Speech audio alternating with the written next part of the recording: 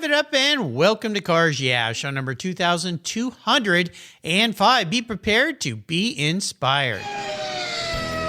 This is Cars Yeah, where you'll enjoy interviews with inspiring automotive enthusiasts. Mark Green is here to provide you with a fuel injection of automotive inspiration. So get in, sit down, buckle up, and get ready for a wild ride here on Cars Yeah.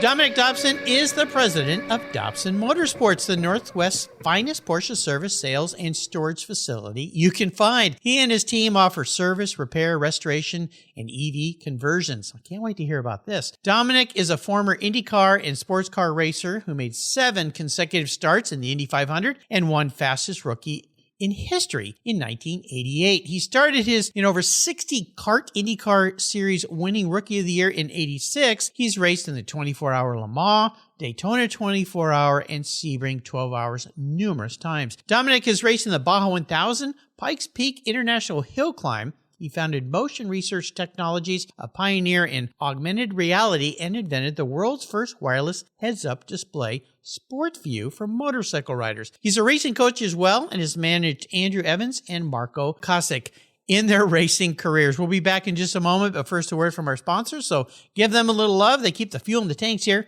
and we'll be right back.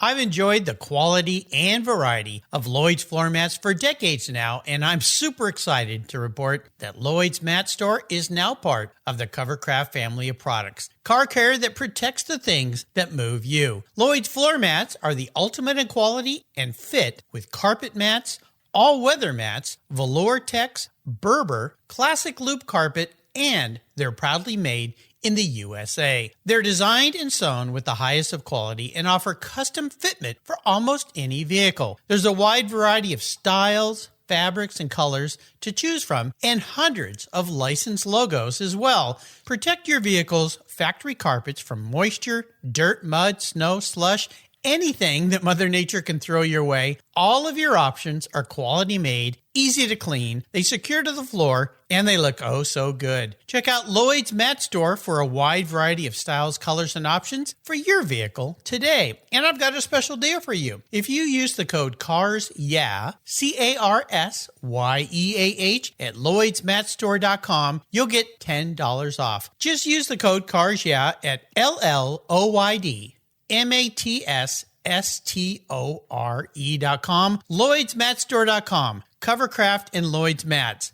protecting the things that move you.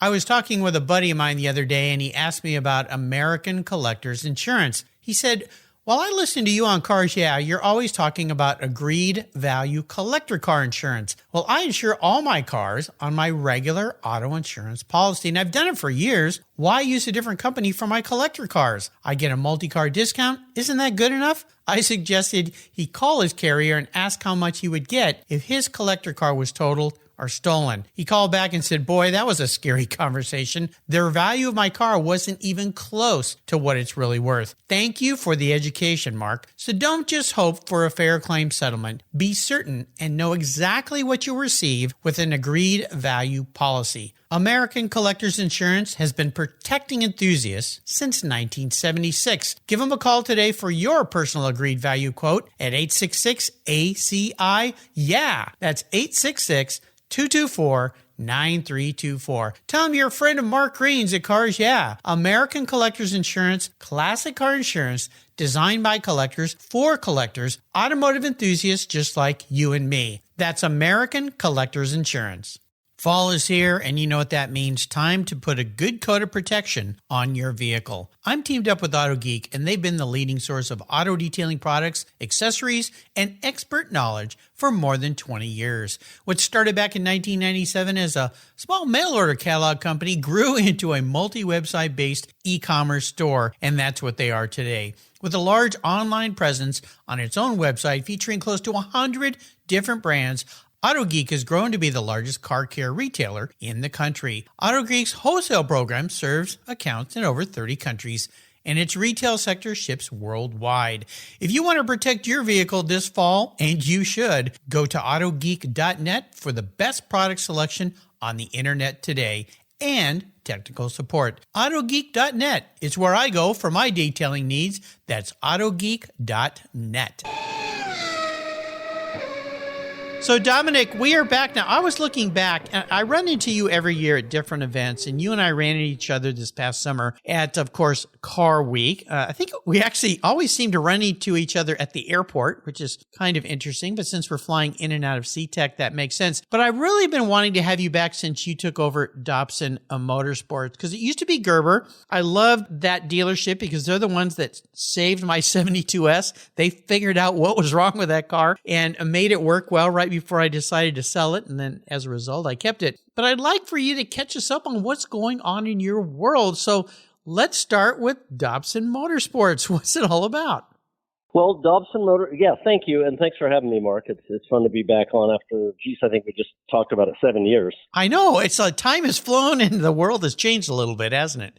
Well, it certainly has, yeah. I think the last time we talked, I was just wrapped up my stint at the America's Car Museum, and I was doing car sales, vintage and collector car sales, consignment sales through my company, Dobson Motorsport, which is, what I had in kind of all my racing stuff revolved around that. And that was a lot of fun. I was involved in some other things, but one of the things that happened shortly thereafter is I was approached by my old team manager, Walter Gerber, from when I raced for Bruce Levin at Bayside Racing.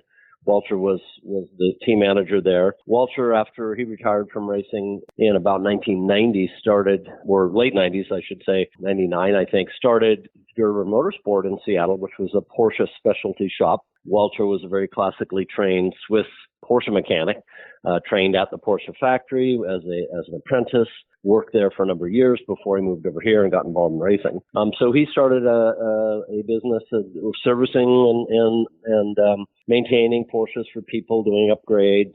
He would do some other cars as well, but primarily focused on Porsche. My brother had gone to work for him, I believe, in 2014 or 2015. I'm not sure exactly when. But Walter was ready to retire in 2016.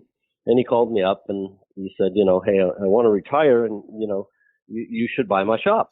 There you go. With Walter, if you know him, you'll know it wasn't so much as a question as a directive.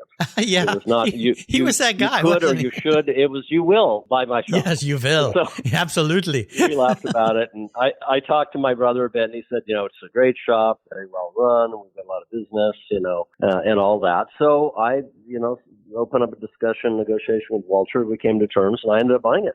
And so we ran it as Gerber Motorsport for the next 6 years at the location where it was. He'd been leasing some space from John Goodman. And of course, anyone from the Northwest who's involved. Oh, yeah, John. Yeah. Another historic racer up here. Yeah. And John, of course, has been around a long time and raced a number of different cars. Has a fantastic collection in his own right. Kind of focused on Ferraris and Corvettes. Those are kind of his things. And Walter was doing work for him and renting some space for his own business. After I bought it, we decided to just stay where we were and operate it as Gerber Motorsport, because Walter had built up a great reputation in the Seattle area as a Porsche shop to go to.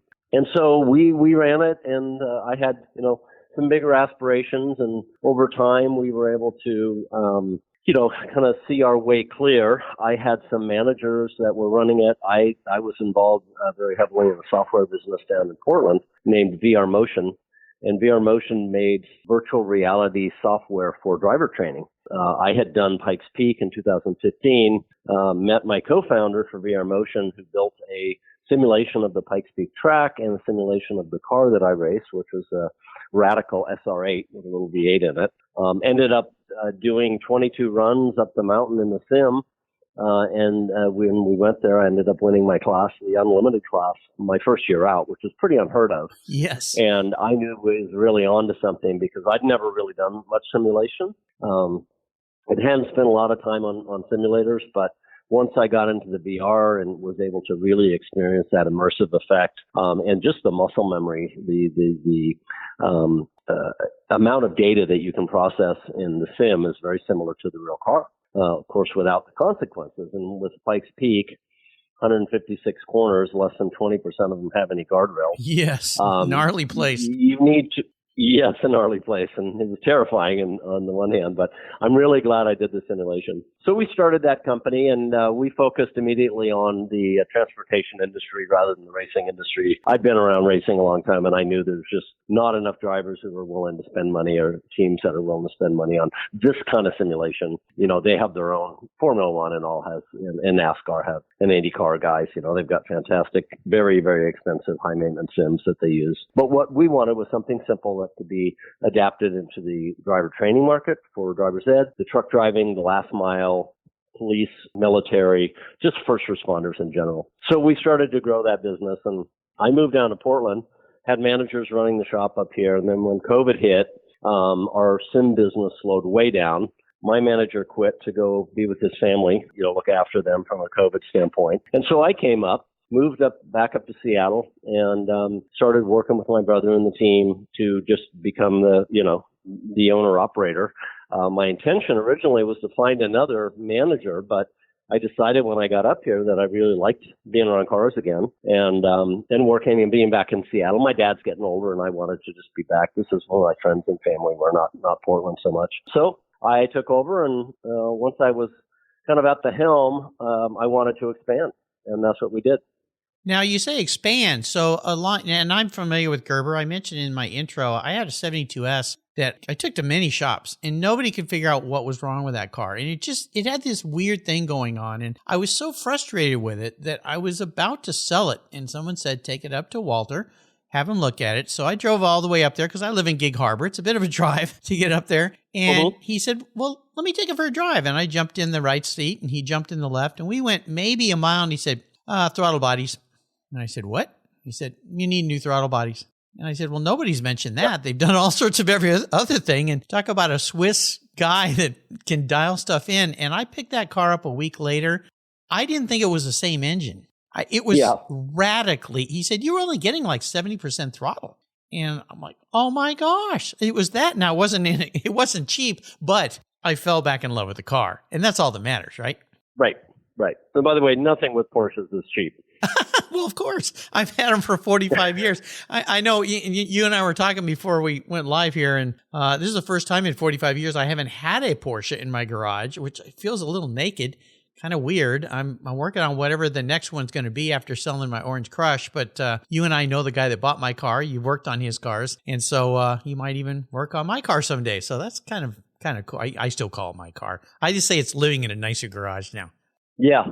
Well, these things, we don't really own them. In some ways, they own us. Yeah. Oh, yeah. But that's for sure. The older and more special they get, the more we become caretakers. Yep. And we want to pass them on to the next person who's going to, take care of them as well. Yeah. So tell me about some of the other things that you do there at your business. Well, so what we did is we started looking around for a bigger space. We were very space constrained. At Goodman's. There was nowhere for us to grow, and I wanted to get in the car sales business. I wanted to get into the car storage business. I wanted to get into the EV conversion business, not necessarily all at the same time, but over the course of time, and really just start focusing in on Porsche only rather than, we were working on Mercedes and Audi and BMWs, and it's a bit much. To really be experts in all those cars. And there's plenty of shops around that kind of specialize in, or don't specialize. They're open for kind of any European car or any American car. And we didn't want to do that. So we started looking around for space, and it took about a year and a half to find the right spot. We wanted to stay in Seattle. During COVID, people were fleeing downtown Seattle like rats from a ship. Shops were moving, people were moving, everyone to get out in the suburbs and all that. And, we talked about it, we thought about it. I polled some of my customers and asked them what they thought. Almost to a one, they said, oh, please stay in Seattle. We live in Magnolia, we live in Queen Anne, Ballard, downtown. There's just lots and lots of Porsches here. And when you have companies like Amazon and Google and other Facebook coming in and hiring young people, paying them very well in Seattle. Most of them are single, and so they're buying Porsches. And so there's probably double the number of Porsches today as there were when I bought this business. It's quite incredible. And as they come off warranty, they're looking for a less expensive place to get their car worked on than the dealership, and maybe something more convenient. The dealership's in Bellevue, and if you live in Magnolia, bringing your car to Bellevue to have it worked on, even for a simple oil change or tire change, it's a pain. It ends up being a half or whole day project. So we decided to stay in town. I grew up in the city, and my brother did, and we like it here. And so we were fortunate enough to be able to hire a couple of young techs. We found a spot that we could grow into that enabled us to get our dealer license so we can start, buying and selling, taking trade-ins, consigning cars. We're not exclusive to Porsche with our sales department now. We'll do any kind of European car, right? Yeah. We don't sell Chevy pickup trucks, but, fun cars. And then we were able to, once we got established in this new location, expand our shop. We added a lift and added another tech, which expanded our capacity. Once we got our dealer license, we started moving some cars through, and we're getting our, understanding the business a little bit better and starting to produce, some good results, sales results on that. And then we had the opportunity to expand even further. There was a space that opened up behind our shop adjacent on the same, driveway that we got the landlord to convert to a car storage facility for us now. Oh, cool. So we just opened that up October 1st, and we have room for about 24 cars there. And it's been filling up very fast. We really haven't done any advertising or anything, just word of mouth. And so what we found is that there's just a synergy that is natural in the business where that storage and service and sales, one leads to the next, which leads to the next. Yeah, it's great. I love all these aspects of scaling your business, if you will, and it's something that makes sense. And up here in the wintertime, when it starts raining a lot, people with nice cars, if it's a toy car, they tend to put them away. But a lot of people don't have room in their garage, so they know the car is trusted. They can have you service it before you bring it back out in the spring, and they take it for a drive. So it kind of works. What I want to touch on, though, is the word EV and making cars into EVs. I wasn't aware you were thinking about doing this. What is this all about? Well, it goes back a ways. I got introduced to a fella who founded a little electric car company in Vancouver, BC, back in my IndyCar days, back in the mid-90s. And we kind of stayed in touch casually. And then after he started this company, we engaged in a dialogue about, this car. It was a single-seat, three-wheel car, commuter car. Are we talking about Henry Reisner? Well, Henry was part of the company. Yeah. His Intermechanica. Correct. Yep. That's right. Intermechanica got purchased by a guy by the name of Jerry Kroll, and they rebranded it Electromechanica, and they started building these EV cars. And Henry had, of course, been building cars for years with his father over in Europe. Oh, yeah. Moved to Canada and was building a lot of replica 356s, some with Porsche, Subaru, Volkswagen Motors, and then they started doing EV conversions. Yeah. And I went and drove one of his 356 Porsche. We'll call it Porsche branded, Porsche lookalike, replica Porsche, I guess. Electromechanica, of course, with a electric motor, and the thing was ungodly fast. I know, it's incredible. So impressed. Yeah.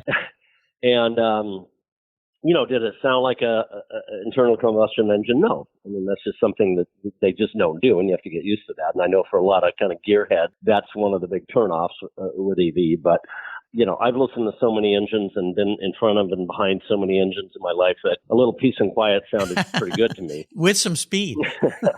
Yeah, right. The speed, that's the important thing, not the sound. Of course. Anyway, I started conversations with a couple of people about doing a conversion. I've always wanted to do one. We looked at doing a Formula car conversion right before COVID started, and that project kind of got put on hold. So about a year and a half ago, I lucked into finding a little Porsche 914 with no engine in it. A friend of mine was selling, actually one of our customers was selling, just trying to clear his garage out. So I bought it with the idea of converting this, putting a Tesla motor in it. And so we have now secured a project manager for that, and we're looking for a space to work on it because we don't really have the space here. Even though we expanded, we don't have a dedicated space to do a long-term project like that. It's going to take a year to do all the engineering and all that. Nobody sells a kit right now, so we have to do a lot of the engineering ourselves. So we got a guy, we got a car. We just literally yesterday bought an engine. for it, and we'll start shopping around for batteries and going to make this thing into like a little outlaw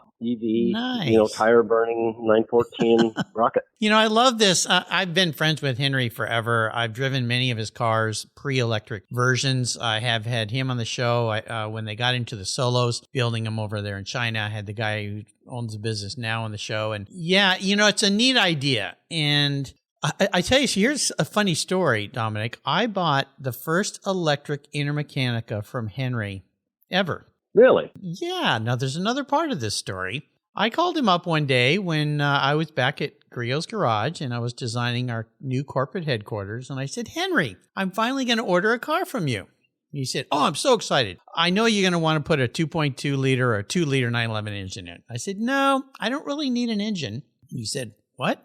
I said, I just need the car. In fact, I don't even need the whole car. I just need half a car. I was like, okay, now you've got me confused. Well, Dominic, if you've ever been to the Griot's Garage headquarters, there's half a Speedster sticking out of the ground in the front of that building. Oh, right. I've seen that. Well, I ordered that car from him. I did a little sketch and I sent it to him one day and I said, this is what I need. And I do need some electricity in it because I want the horn to work and I want the headlights to work because they're going to shine at the American flag that we have on the pole out front there. And so Henry built me that car. He drove it down. And when he went across the Canadian border, they said, what on earth is that? Because there's rules about bringing cars over the Canadian border. A lot of his cars had to be brought down here to put engines in them because they couldn't transport a fully built car. At any rate, long story short, we buried that in the ground and it's still sitting there. And so, yeah, I can say I'm the first guy to ever buy an electric car from Henry when it was Intermechanica. So there you go. You've heard the rest of the story. That's a small world. Yeah, Henry's a good guy. Enjoyed quite a bit of time with him and going to visit him up in this factory. Yeah, in fact, he just got back from Italy because that's where he started. His dad started building basically hot rod parts for Fiats and stuff over there. The whole story is in a book which he put together, which is really cool. His mom is still with us. So, yeah, it's a fun story, but I'm excited by what you're doing here because I've had many people on the show that build electric vehicles. They take old cars. Of course, Z-Electric down in San Diego. He does Volkswagens. He's done some Porsche 911s. I'm not sure if he's done a 914 or not, but David Bernardo. They're working on a kit for 914 now. Okay. We just actually were down there last week. Oh, perfect. Week. Okay. And well, my project manager went down. I didn't. I didn't go down, but he went down and talked to them and. Very knowledgeable people down there. Enjoyed the visit.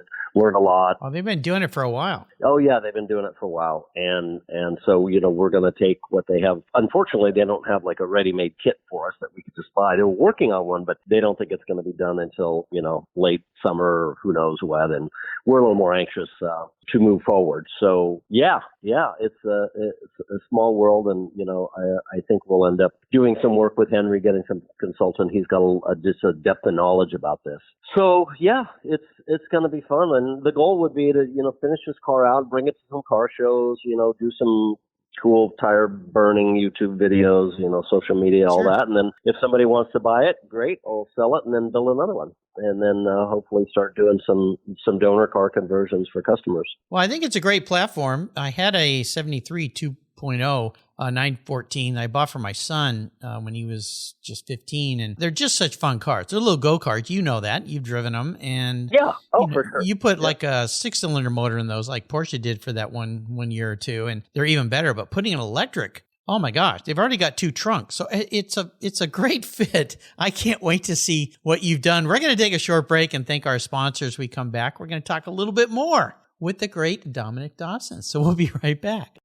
We all count on skilled auto technicians to ensure that our families and ourselves are safe on the road. That an airplane will get me safely to my destination, that trucks are moving the stock to shelves of essential parts and things that we need. That's why TechForce Foundation's slogan is so appropriate. When techs rock, America rolls. I love that. TechForce is a charity of cars, yeah, and like all charities, they need our support. If you love cars and can relate to the young person's desire to turn their passion into a career, go to techforce.org today and donate or become a volunteer. That's techforce.org. You've heard me talk about Linkage Magazine here on Cars Yeah for a couple of years now. Well, they're growing. And in 2023, they're going to grow from 4 issues a year to 6. And there's an opportunity here for you to take advantage of this growth. If you go to linkagemag.com and click on the renew button, if you already subscribed, you can get a great deal. Use the code RENEW6 for 1 year and you'll get 6 issues for the price of 4, or type in Renew 12 for 2 years, where you also have a great savings. Plus, they'll even throw in a free Linkage hat. How cool is that? The publisher of Linkage is Donald Osborne. He's been a guest multiple times here on Cars Yeah. He's become a good friend of mine, and I'll tell you, Linkage Magazine is one of those newer magazines that you're going to want to get. It's all about experiences, opinions, and values. It's a wonderful publication, something I look forward to getting. And now that I'm going to be getting 6 a year, even more special. So go to linkagemag.com. Again, use the code RENEW6 or RENEW12 to get that special deal. Do it before December 31st, 2022, so that in 2023, you'll get 6 issues of Linkage Magazine instead of 4. So, Dominic, I like to talk about challenges. And with this transition into what you're doing now, what were some of the challenges? You touched on one, space was a problem. That always seems to be the challenge growing any kind of business and scaling in any kind of business. Has that been your main challenge with the evolution of Dobson Motorsport? Well, actually, Dobson Motorsport was my company that I'd used for years, and we ended up starting a new company when I bought Gerber Motorsport, and a holding company, just called it Performance Holdings, and we operated as Gerber. But when we moved to our new location, one of the things we decided to do is change the name to better reflect, my brother and I's interest in it. Walter long since retired, and he didn't care. He had a great legacy, and we were able to benefit from that by operating under his name. But we thought moving and changing the name, and I didn't realize what a big task that was. I mean, I knew it was going to be a big task, but you don't fully appreciate these till you're in the midst of it. So moving the shop and trying not to lose too much, business in the meantime, we only shut down for 1 week, which is not a lot of time to move, lifts and equipment and, tools. And it's big, heavy stuff, right? It's not like moving an apartment. So we decided to change the name at the same time. That was a bit of a challenge, just kind of updating everything. And you think it's pretty simple. You just change your name and you carry on. It's the same tax ID number, same company. But with vendors and all, you got to start over in a lot of cases and, set up new relationships and get your emails and all that stuff. That was a challenge. The good news was that we stayed really busy throughout. And I think that we've taken the reputation that Walter built and, made it even better, getting people to understand that, we are the same company that Walter Gerber started 23 years ago. We're just new location, new name. Same people. Our tagline was, same customers, same company, new location, new name. Mm-hmm. And, in the end, this worked out really well. Everybody after COVID, pretty much around, with the exception of Danny Akers, he's the only other shop that stayed in Seattle. Everybody else departed. And so, for our core group of customers, they love the fact that we're right here and, kind of an unusual industrial area in Seattle. We're right by the Ballard Locks and Fisherman's Terminal, which is one of those parts of Seattle that if you don't have a reason to come here, you never would. Yeah, that was my challenge with my 911 is it was so far away, but I had taken it to all the shops around here and nobody could fix it. And Walter he was a godsend.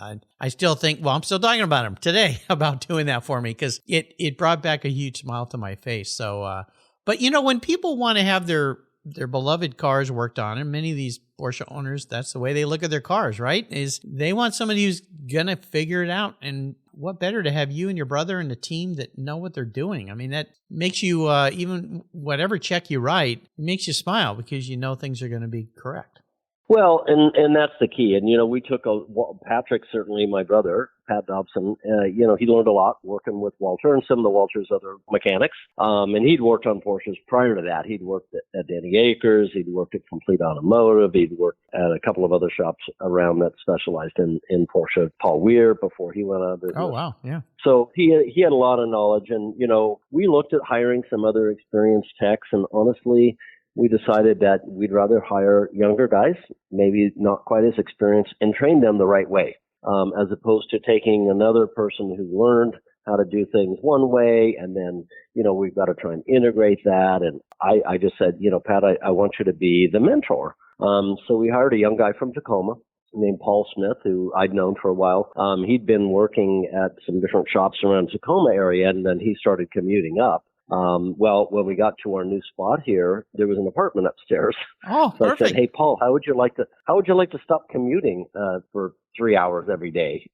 And so he said, "Sure." So he actually moved in upstairs as a nice 1-bedroom apartment with a view of the ship canal, and pretty cool spot. And we set him up. He's got a hobby of woodworking, so we set him up a little space in the storage area so he can continue with his woodworking hobby. Nice. That's fun. And then as soon as we got moved up here, we had another young guy approach us right out of tech school.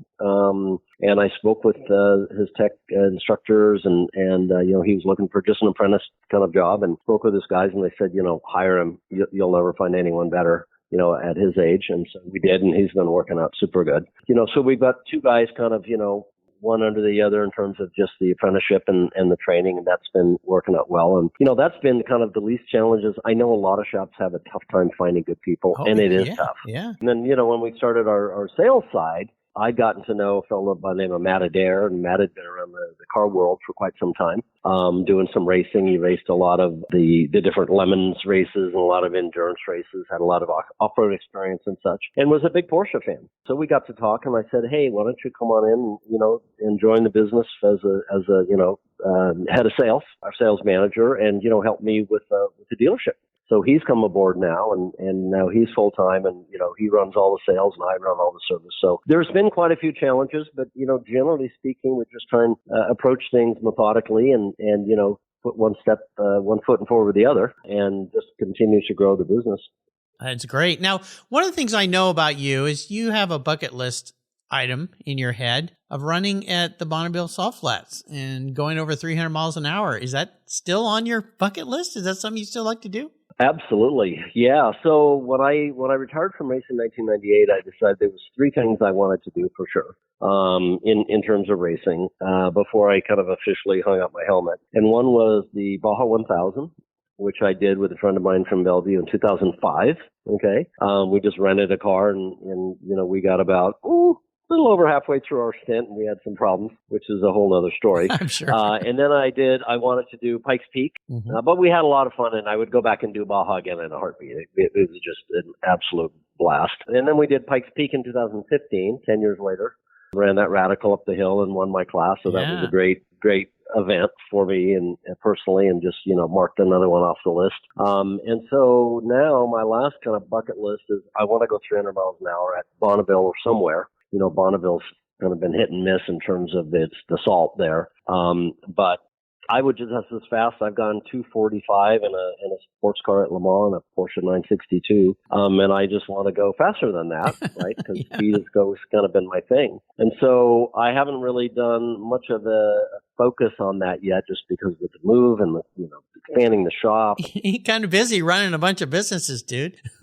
Yeah, it's been busy. So, we'll get to it. I may not make it at the 10-year mark, because I did Baja in 05 and Pikes Peak in 15, and now I'm thinking, well, I have until 2025 to do the Bonneville thing. No problem. So I may or may not make it. But the other big project that I've taken on is I decided to just write a book about my life. Oh, and, awesome. Just a biography. And, I thought it might be an autobiography until I started doing them. I realized, this is way above my pay scale. It's a lot of work. It is a lot of work, yeah. So I found a friend of mine's son, actually, that was an automotive writer. He'd gotten quite a few articles and did a few articles on me. And we were chatting one day over a beer, and I said, "Hey, how would you like to help me with this book?" Because I'm not a very good typist. I type at probably, 18 words a minute. Then I have to go back and correct the mistakes. Okay. And, he learned how to type properly and probably types 100 words a minute without mistakes. So I said, how about if I record a collection of stories, send you the audio tapes, and then you put them on paper? Put them in the computer, and then help me organize it and this and that. So he's kind of become my official biographer. Tommy Perry's his name, and we meet once a week and kind of go through. And our goal is to have a rough draft by the end of the year. But I can't finish the book until I, do the Bonneville thing. That's kind of got to be the final Yeah. chapter in the Oh, book. exciting. Well, I'm excited. Well, when that book comes out, you have to come back and we'll have to talk about it. That's fantastic. I think it's a great thing. So look forward to that. Now, I know you like to give back in a variety of ways, and one of them is you've been coaching drivers. Andrew Evans, who's been a guest on the show, and Marco, I mentioned at the beginning of the show. Is that something you want to continue to do? Well, I kind of have. So this, I got to meet Andrew, years ago at a go-kart race, and helped him quite a bit, raise money primarily. Not so much coaching in terms of the driving aspect of it, but just the skills that you need outside the car in terms of fundraising and PR and marketing and talking to teams and presenting yourself properly. So I worked with Andrew, and he got quite a ways down the road. He raced in Europe for Zach Brown's United Autosports team in an LMP3 car. He raced an LMP2 car. He got to race at the Petit Le Mans. And then I think he just, taking a break now. Once COVID hit, it became really difficult to find the funding to do that. Yeah. He had some great support, particularly from a man named Bruce Wanta here in Seattle. He's a great collector and just a wonderfully generous patron of the sport. And then I met Marco Kasich through the solo guy, Jerry. He bought a simulator for Marco from us, an old racing simulator that we had. And he started practicing on that. And then I got invited by the team owner out to a couple of races at Portland. We got to talking, and the team owner, Francois Duran's his name, had a company called Duran Competition. It was going to run Marco in Formula 4 and then in Formula Regional, which is like a Formula 3 in the U.S., and asked me if I wanted to come aboard as the competition director. That was end of last year, about a year ago. And so I did a handful of races this year with the team. We ran up to as many as 4 drivers, most all of them teenagers. And I was there kind of on behalf of Francois to be at the event and, just oversee this effort that was going on. And so the answer is yes. I enjoyed it, doing a lot. The kids are easy. Sometimes the kids are easier than the parents. Well, it's always the way it is. Sometimes parents are very realistic about the expectations they have, and sometimes they're not.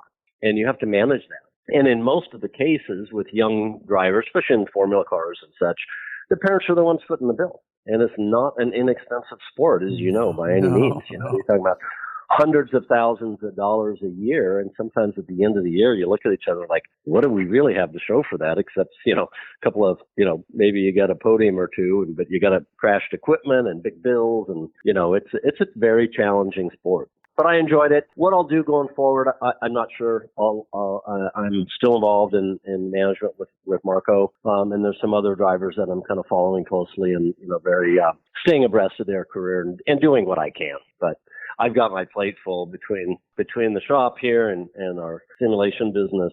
I don't have a lot of time left to do any kind of racing. You think? Absolutely. Well, there's this thing called sleep. I understand. Sleeping and eating. It's overrated. Yeah, just skip it. You have plenty.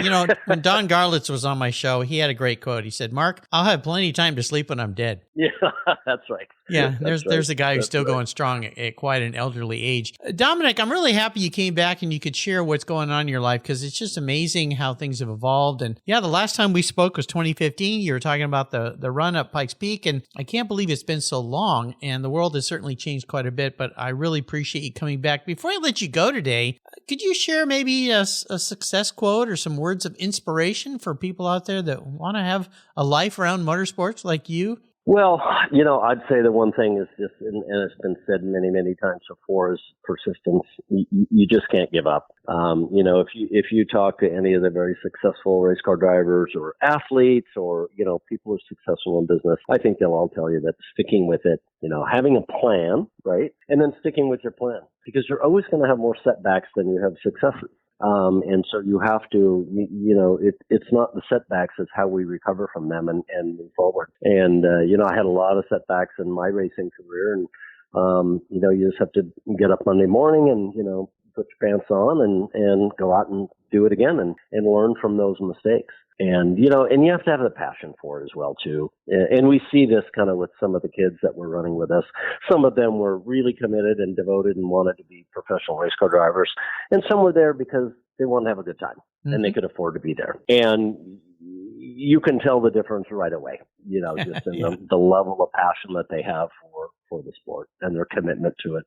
Well said. And I want to encourage you listeners, you can check out Dominic's website at Dobson Motorsports. Actually, the better website in terms of car inventory now is called DobsonStuttgart.com. That's our shops and our dealerships website, and that's where we actually have kind of our road cars. And, the name is kind of an anomaly. Well, not an anomaly, but it's kind of a double entendre in that Stuttgart, of course, is where Porsches are made, right? And it's also where I happen to be born because my dad was in the Army and met my mom with living in Zurich. They got married over there and then had me. And when I was quite young, they packed us all up or packed the three of us up and my older sister as well. And we flew to Seattle and been here ever since. So that's people say, well, why Stuttgart? And I said, well, I was born there. That's where I was made. Yeah.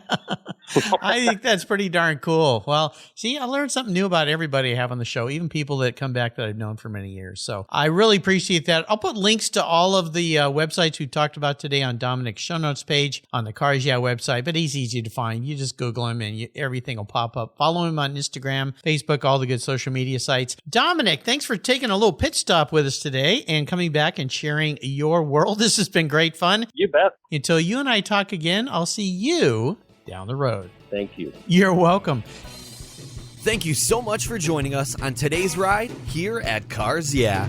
Drive on over to carsyeah.com to find show notes and inspiring automotive fun. Download your free copy of Filler Up, a fun book filled with gorgeous photographs of fuel filler fun, including quotes from more inspiring automotive enthusiasts. Download your copy today, and we'll see you next time on Cars Yeah.